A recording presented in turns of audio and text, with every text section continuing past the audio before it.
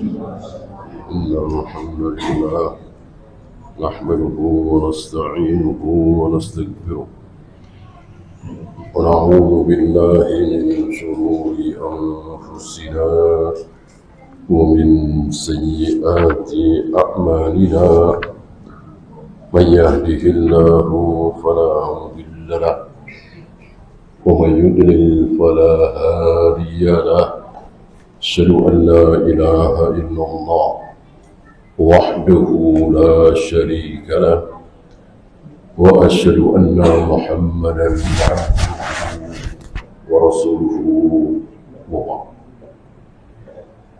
Kita melanjutkan orang pakai dalil, pakai ayat, pakai hadis, pakai hujah, tapi salah, tapi keliru. Ayatnya benar, tidak ada ayat yang dhaif kan?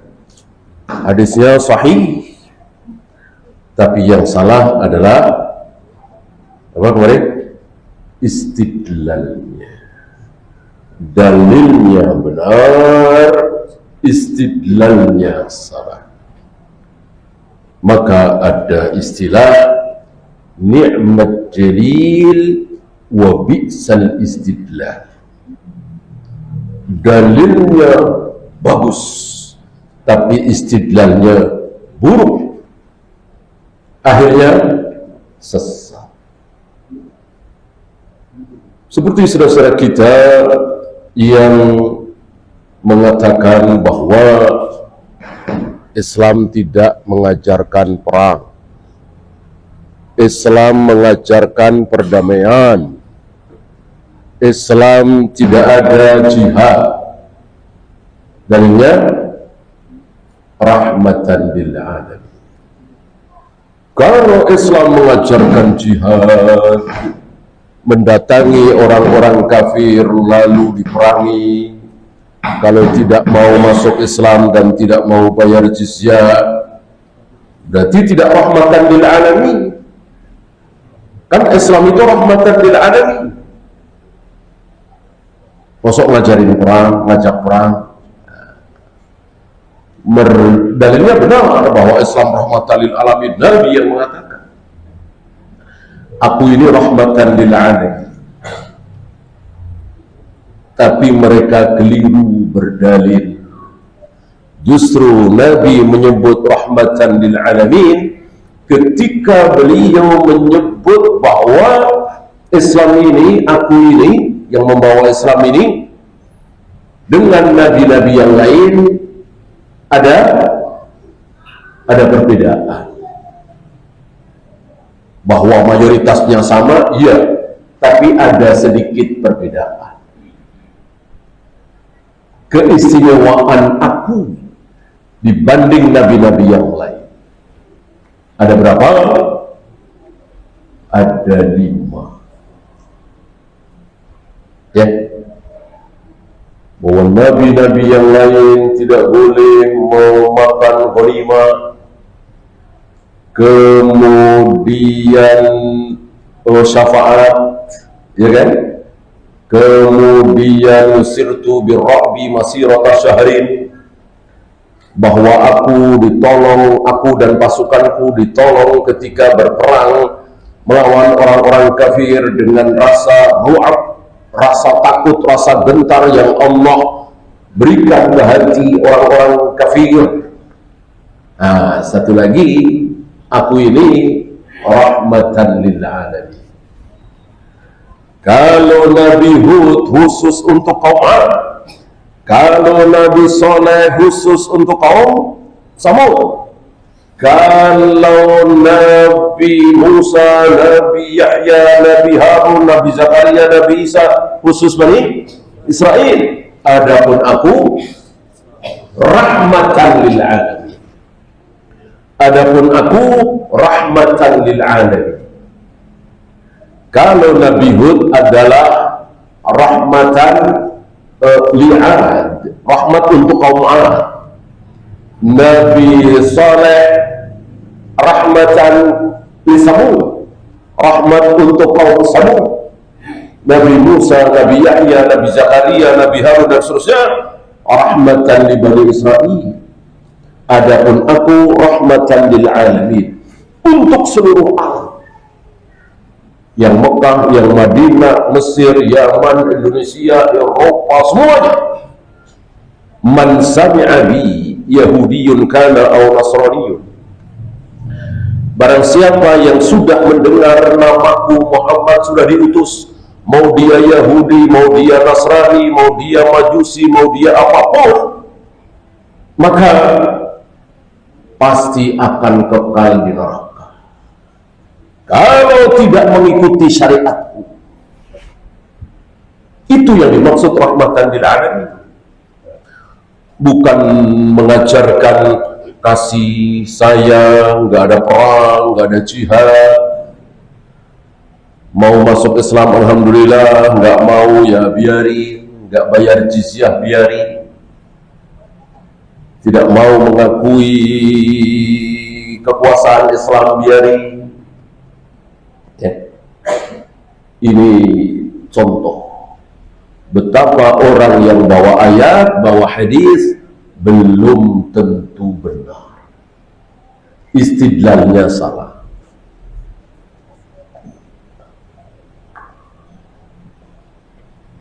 Nah, termasuk yang beliau bahas di sini tentang Muhammad bin Thahir. Muhammad bin Thahir salah faham terhadap perbuatan Nabi memberikan pakaian kepada siapa kemarin?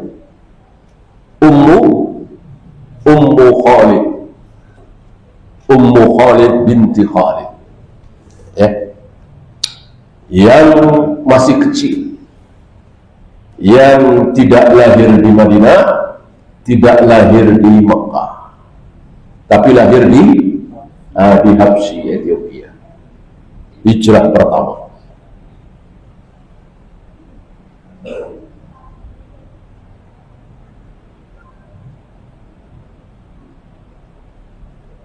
Nah, kemudian masih ucapan Muhammad bin Thahir yang kesalahannya sedang dibahas oleh beliau di sini. Muhammad bin Thahir mengatakan dalam kitabnya Babu sunnati fi ma syarata asy-syaikhu 'ala al-muridi fi labsil muraqqa'ah. Bab tentang, ini salah satu orang sufi, rekod sufi ya, tapi yang belajar, ya ada ilmunya lah. Ya. Tapi karena memang manhajnya tidak benar, bukan betul-betul salaf, ya begini, ini salah, itu salah, gitu ya. Maka kesalahan manhaj itu luar biasa. Berangkat dari kesalahan manhaj, ini salah, itu salah, ini salah, itu salah. Fikihnya bisa salah, akhlaknya bisa salah, bahkan akidahnya bisa salah. Gara-gara kesalahan manhaj. Tentu masih ingat manhaj adalah cara beragama. Caranya aja bersalah. Kesononya akan salah terus. Orang caranya udah salah. Kalau istilah kita, rumusnya aja udah salah. Mestinya PR kuadrat misalnya, dia taunya 2PR. Ya udah, mau dikasih soal apapun pasti salah. Orang rumusnya aja salah. Apa begitu kira-kira? Kesalahan manhaj itu. Ini salah, itu salah. Ya. Walaupun dia profesor, doktor, jenius, cerdas, kumau, tetap saja karena manhajnya salah.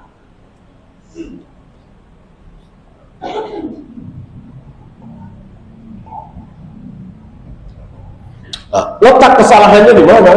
Tidak mengikuti pemahaman, tidak mengikuti praktek para sahabat. Ini letak kesalahannya di situ. Insya Allah antum tahu di Indonesia ini ada beberapa ormas Islam yang mengklaim bahwa dirinya berdasarkan Al-Quran dan hadis. Kita semua tahu, ya, dan itu bagus. Cuman sayang kurang selangkah lagi. Apa? Berdasarkan pemahaman sahabat, ini tidak dibawa. Jadi Al-Quran hadis, Al-Quran hadis, Al-Quran hadis. Ya, tidak mengikuti pemahaman para sahabat.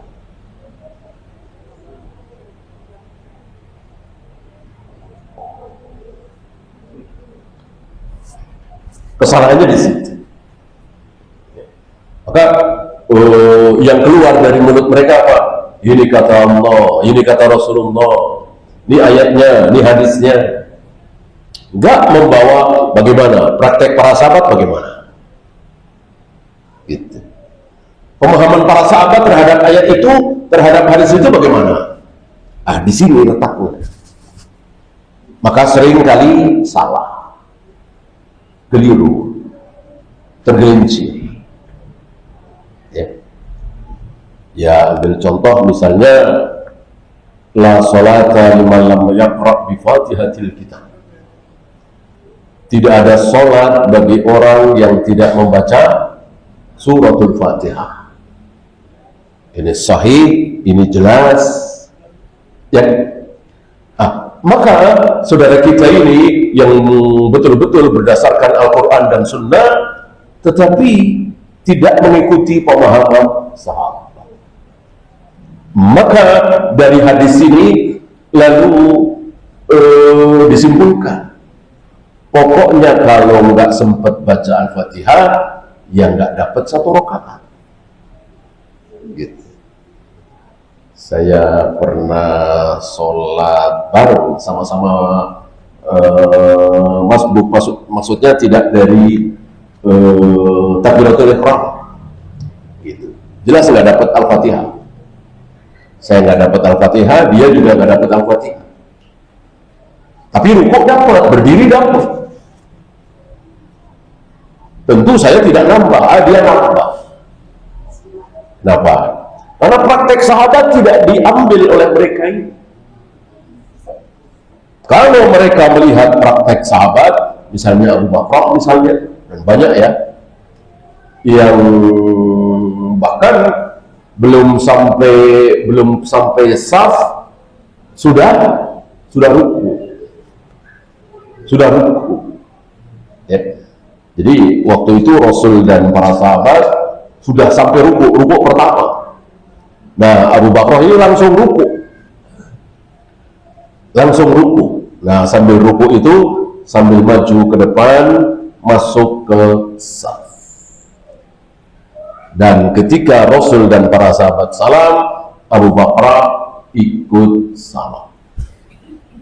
Dan Nabi tidak menyuruh Abu Bakar tambah 1 rakaat lagi. Kamu kan pasti nggak baca Al-Fatihah kan? Kan? Mungkin di antara antum yang ada yang mengatakan Rasulullah nggak tahu kan? Jawabannya ada dua. Satu, para sahabat kan tahu, tentu melapor kepada Nabi. Seandainya Abu Bakar salah kurang 1 rakaat, nggak mungkin para sahabat nggak kayak kita, cuek-cuekan aja diem-dieman. Kalau kita kan begitu kan, apa nggak enak, apa malas, apa-apa. Sahabat tidak. Ya Rasul, ini tadi begini-begini, nambah apa tidak? Tentu begitu. Jawaban pertama. Jawaban kedua, Rasulullah ketika jadi imam melihat makmum. Salah satu mukjizat Nabi SAW, aku diperlihatkan bagaimana kalian sebagai makmum dari balik punggungku. Artinya beliau membelakangi para makmum, tapi beliau tahu apa yang terjadi pada makmum. Ya, salah satu mukjizat Nabi Sallallahu Alaihi Wasallam. Nah, ini contoh sederhana betapa mengamalkan ayat dan hadis harus berdasarkan praktek para sahabat. Oh, mereka jauh lebih tahu dari kita semua. Dari Imam Syafi'i, dari Imam Malik, dari Imam Bukhari, dari siapa? Dijamin ridho, dijamin ampun, dijamin surga. Dan kita semua disuruh mengikuti mereka. Fa bihudahum muqtadi, ikutilah petunjuk mereka. Bahkan kita diancam dengan dua ancaman. Yang pertama di dunia, yang kedua di akhirat. Apa ancaman di dunia? Sesat. Mungkin jadi Asy'ariyah atau Maturidiyah atau Jahmiyah atau Jabriyah atau Qadariyah. Ancaman kedua nanti di akhirat yaitu Jahannam. Bagi siapa? Bagi yang tidak mau mengikuti jalannya orang-orang mukmin. Wa yattabi' ghayra sabilil mu'min. Siapa orang-orang mukmin di sini? Tentu orang-orang mukmin yang sudah ada ketika ayat ini turun. Siapa orang-orang mukmin yang sudah ada ketika ayat ini turun? Siapa lagi kalau bukan sahabat? Maka barang siapa yang tidak mau mengikuti sahabat, nuwallihi ma tawalla wa nuslihi jahannam. Akan kami sesatkan di dunia ini dan akan kami masukkan ke jahannam. Ancaman berat bagi siapapun yang tidak mau mengikuti manhaj para sahabat.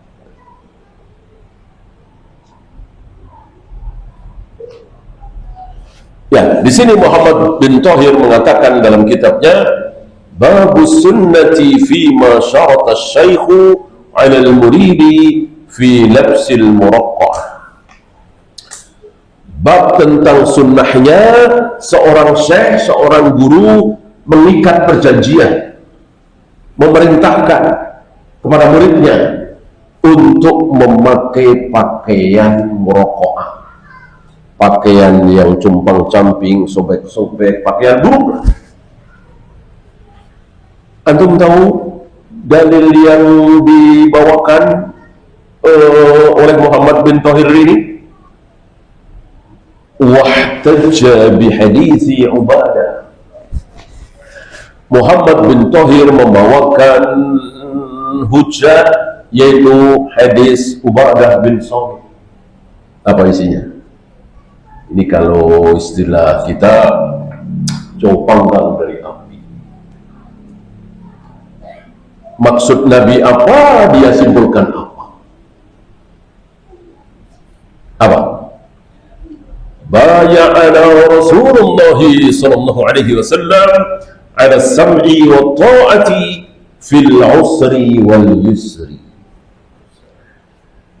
Ubadah bin Samit mengatakan bahwa Rasulullah pernah membaiat kami, mengikat janji kami bahwa kami harus siap mendengar dan taat baik dalam keadaan sulit atau dalam keadaan senang. Tentu tidak tersembunyi hadis ini bagi antum. Ini maksudnya kepada siapa? Taat kepada siapa? Taat kepada siapa? Kami siap taat ya Rasul, mendengar dan taat baik dalam keadaan sulit atau dalam keadaan senang. Taat sama siapa? Ulil amri, penguasa. Kan terusannya wa in ta'amara alaikum abdun habasyiyun. Walaupun yang memerintah engkau adalah seorang budak Habsyi, hitam legam, pesek, rambutnya keriting, fisik yang buruk. Tapi kalau dia menjadi pimpinan kalian, kalian harus sami'na wa ata'na. Ini dalil yang dibawakan oleh Muhammad bin Tauhid. Judulnya apa tadi? Bab sunnahnya seorang syekh mengikat perjanjian kepada muridnya supaya muridnya itu pakai pakaian murokoah, pakaian compang-camping, pakaian tambalan. Jauh ini. Nah, begitulah kira-kira. Ini beda dengan Bukhari misalnya, Muslim misalnya. Walaupun mungkin kita tidak paham, tapi nyambung bab itu, judul itu. Ambil contoh misalnya Imam Bukhari membuat bab apa? Bolehnya sholat menghadap api, yang menyembah api. Itu babnya di Sahih Bukhari. Hadisnya apa? Hadis yang dibawakan oleh Imam Bukhari apa? Rasulullah mengimami sholat kusuf, sholat gerhana. Tiba-tiba Allah tampakkan di hadapan beliau apa? Surga dan neraka. Pertama surga, beliau maju. Kemudian dirubah oleh Allah menjadi neraka, beliau mundur. Ini kan nyambung, pas. Ya, tidak seperti yang sedang kita bahas ini, nggak nyambung, nggak pas. Inilah bedanya ahlus sunnah yang bermanhaj salaf dengan yang bukan ahlus sunnah.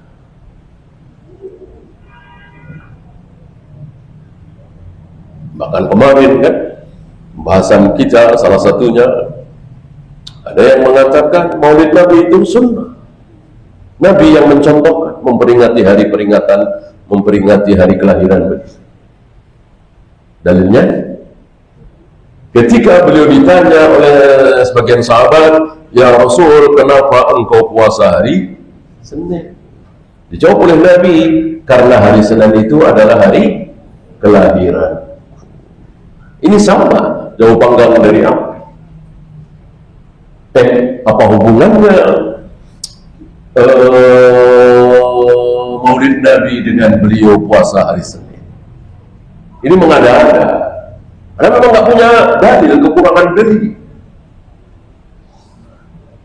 Sejak kapan memperingati sebuah hari dengan cara puasa? Biasanya memperingati sebuah hari raya itu dengan makan-makan, minum-minum enak, pakaian bagus, Idul Fitri, Idul Adha.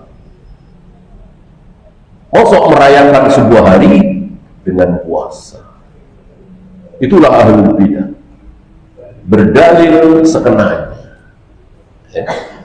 Maka Syekhul Islam berani menulis, berani memastikan dengan ucapan beliau, kullama ihtajjat ahlul bid'ah bidalilin fadalilu alaiha lalaha. Setiap kali ahlul bid'ah firqah berdalil pakai ayat, pakai hadis, maka dalil itu bukannya mendukung mereka, tapi malah menghantam mereka sendiri. Atau masuk ini justru dalil yang dipakai itu menghantam mereka sendiri. Itulah ahlul bidah, itulah firqah-firqah dolal.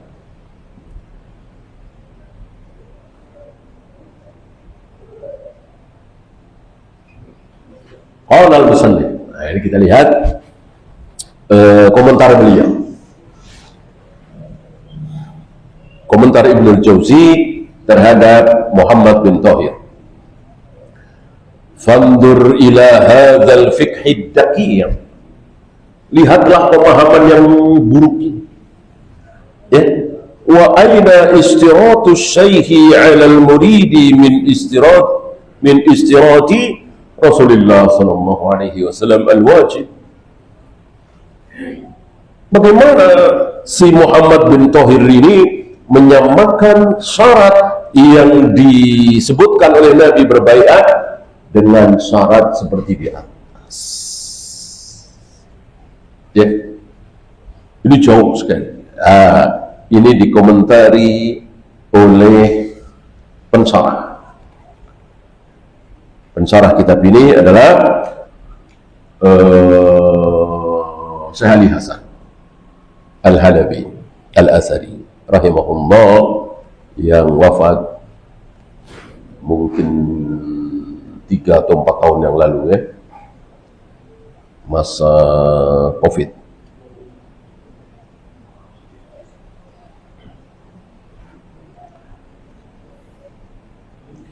Wa mithlu hadha tamaman ma yaf'aluhu hizbiyun fi hadzal asr.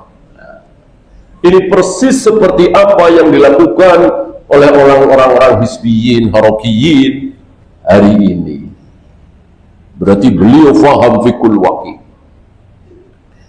Min akhdhil ahdi wal mitsaqi wasyarati wa nahwi dzalik mimma huwa batilun biyaqin, yaitu mengikat baiat.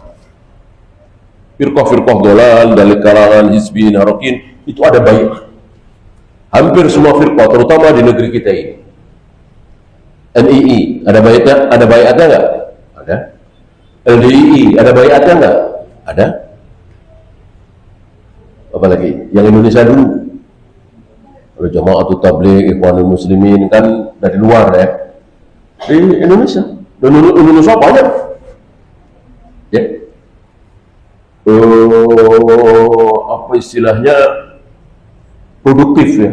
Indonesia ini produktif dalam masalah firqah dolar. Ya. NII Indonesia, LDI Indonesia, ada baiatnya, ada. Jamus, Jamaatul Muslimin. Dulu ada Lemkari, nama lain dari LDI. Apalagi ada LK, Lembaga Kerasulah. Ya, belum yang kecil-kecil yang ada di daerah ini. Hampir semuanya ada baiat. Ya. Padahal baiat satu-satunya adalah dilakukan di hadapan Nabi SAW. Kalau Nabi, ya, aku membaiat kalian, ini para wanita ya, dan tidak salaman. Ini ucapan Aisyah. Rasul ketika membaiat para wanita tanpa salaman. Beda dengan laki-laki. Untuk apa? Untuk tidak berzina, untuk tidak mengubur bayi hidup-hidup, untuk tidak melakukan perbuatan keji. Gitu. Apakah ini sunnah? Nah, ini kembali ke pemahaman sahabat tadi. Apakah ini sunnah? Lihat para sahabat. Ketika baiat-baiat seperti ini sunnah, tentu ketika Nabi wafat, maka pasti diteruskan oleh Abu Bakar, pasti diteruskan oleh Umar, pasti diteruskan oleh Utsman, Ali, dan seterusnya. Tidak ada. Tidak ada riwayat orang-orang baru masuk Islam berbaiat di depan Abu Bakar. Kami berbaiat untuk selalu melaksanakan sholat 5 waktu, puasa Ramadan, tidak berzina, tidak berjudi, tidak minum khamr, dan seterusnya. Nggak ada riwayat. Nggak ada riwayat.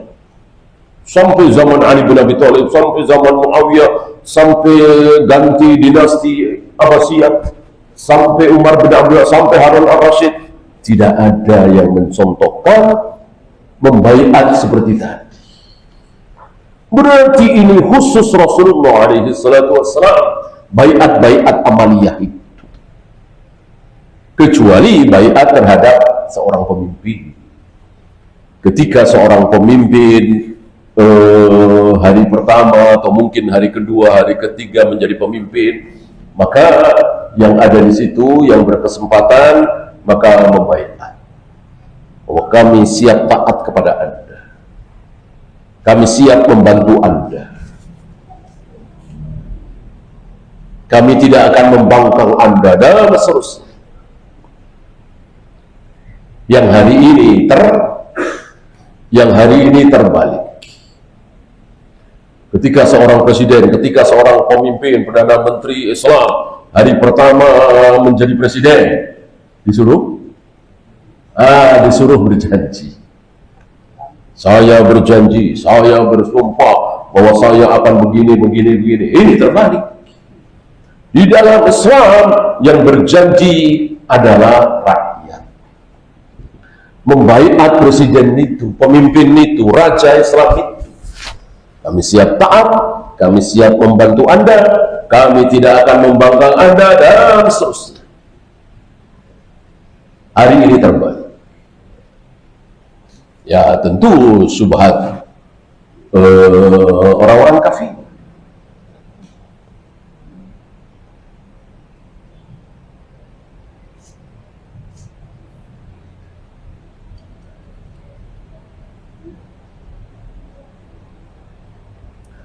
Kemudian beliau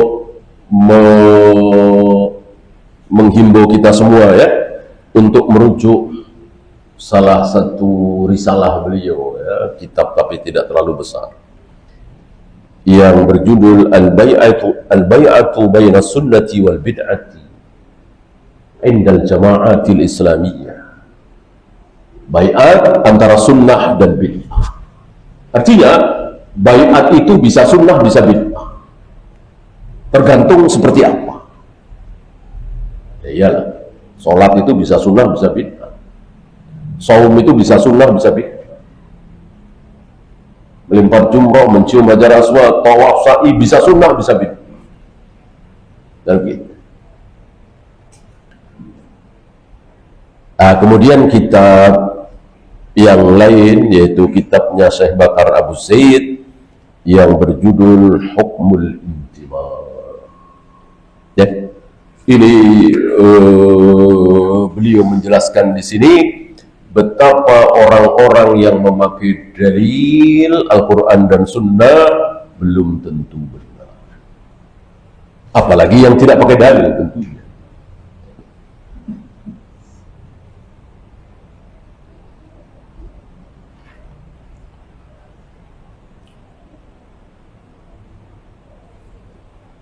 Wa amma labsuhum al-musabbaqat,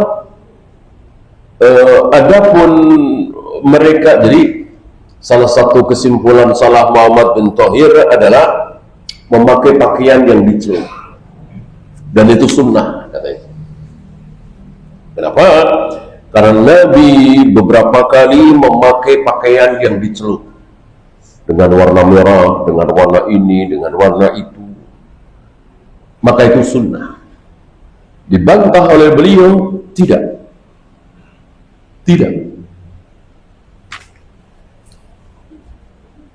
Bukan sunnah tapi boleh. Bedakan antara sunnah dan boleh. Ini tentu ghairu mahdhah ya. Kalau mahdhah ya boleh pasti sunnah, sunnah pasti boleh gitu ya. Ini ghairu mahdhah, pakaian kan ghairu mahdhah. Tidak seperti ruku, sujud, tawaf, sa'i, adzan, qomat, wudu, tayamum. Ini mahdhah. Kalau nggak boleh pasti bid'ah.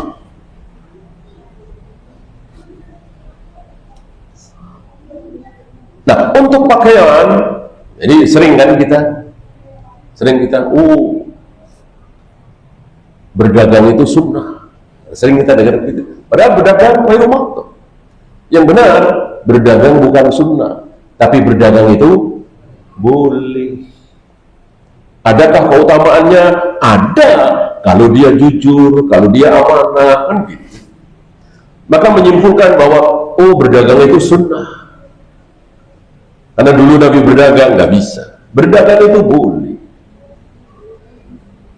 Ya. Ketika dia berdagang, jujur, amanah, dan seterusnya, tentu berpahala, terpuji, mulia. Jadi tidak mentang-mentang berdagang kemudian dapat pahala. Ya, tergantung berdagangnya seperti apa. Termasuk ini, dia menyimpulkan bahwa memakai pakaian yang dicelup itu sunnah. Padahal yang benar, yang sunnah adalah memakai pakaian putih. Memakai pakaian putih. Saya bacakan. Wa qad amara syar'u bithiyabil biyd Syariat memerintahkan supaya kalian memakai pakaian putih. Wa naha an libasi syuhra, dan melarang pakaian syuhra. Itu yang sunnah. Maka biru, coklat, hijau dan seterusnya boleh. Jangan bilang sunnah. Beliau membawakan hadisnya dari Ibnu Abbas, sahih riwayat Abu Daud, Tirmidzi, Ibnu Majah dan lain-lain. Ilbasu min siyabikumul biyu, pakailah pakaian kalian yang putih. Fa innaha min khairi siyabikum, karena itu sebaik-baik pakaian kalian. Wa kaffinu fiha mautakum, dan kafanilah mayat-mayat kalian dengan warna putih. Ini yang benar. Jadi sunnah itu apa? Berdasarkan ucapan,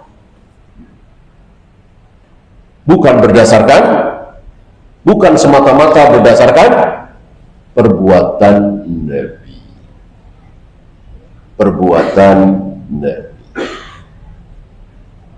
Apa yang diperbuat oleh Nabi semuanya sunnah? Enggak. Nabi naik unta, Nabi naik kuda, apakah itu menjadi sunnah? Tidak. Menunggu ucapan beliau, kecuali yang mahdhur, jelas. Yang mahdhur tentu diperintahkan.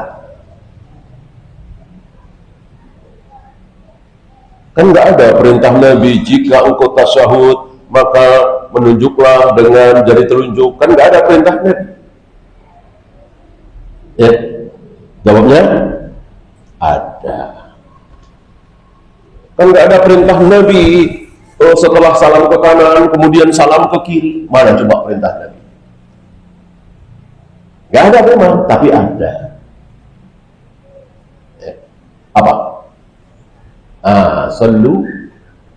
Sallu kama ra'aitumuni usalli. Itu perintahnya. Salatlah kalian persis seperti cara salat.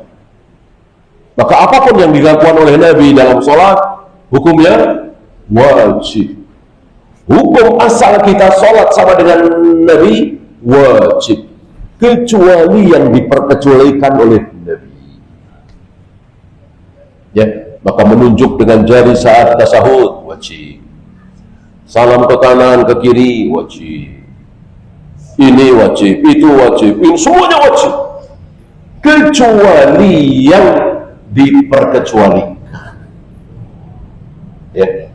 Ambil contoh misalnya membaca ayat-ayat setelah ghairil maghdubi alaihim waladdallin, kan diperkecualikan oleh Nabi. Pilihlah ayat-ayat yang mudah bagimu. Jadi secara hukum asal, sholat kita dari takbir sampai salam harus sama dengan Nabi, karena ada perintah. Begitu pula wudu, begitu pula tawaf, sa'i, adzan, qomat. Adapun makanan beliau, pakaian beliau, kendaraan beliau tidak otomatis sunnah semua ketika kita ikuti. Yang benar boleh, kecuali disabdakan oleh Nabi seperti pakaian putih. Itu jelas disabdakan.